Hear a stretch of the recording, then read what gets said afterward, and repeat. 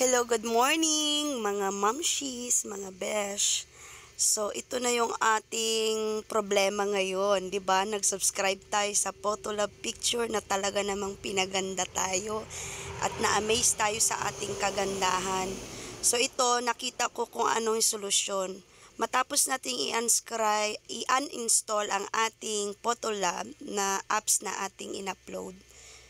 Ito po, nakita ko po kung paano siya i-unscribe para po hindi po tayo makabayad ng 995 pesos na mag-i-end today. So, ito po, ibaba ko lang po kung paano nyo siya masisearch. So, yan po, punta po kayo sa Google ninyo, sa mismong account ninyo. And then, makikita nyo po dyan yung in the subscription section on the Google Play. I-click nyo lang po yan. And then, pupunta na po kayo dyan sa may Photolab picture na babayaran nyo next month na 995 dahil po nag-subscribe tayo. I-click nyo lang po yan yung mismong ano na yan. And then, isi-set up nyo lang po ng cancel subscription. Yung nakikita nyo po sa baba. Kasi dyan po, nakakonect dyan sa ating GCash.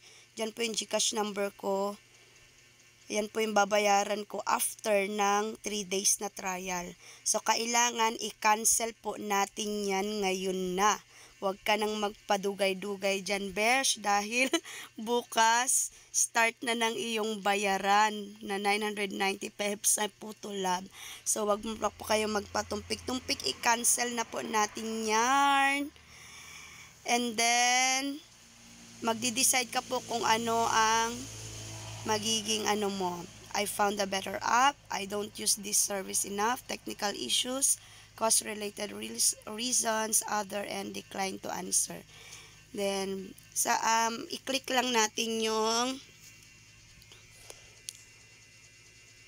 magdahilan lang tayo. Kunyari ng I found a better app.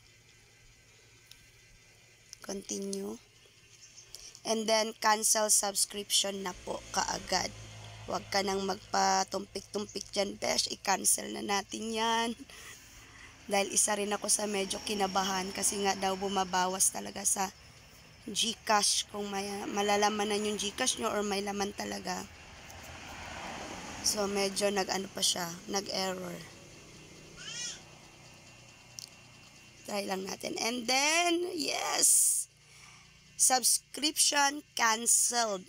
Success tayo sa pag-cancel ng ating subscription kay Photolab. So, huwag ka na magpatumpik-tumpik, besh. Gawin mo na ito now na.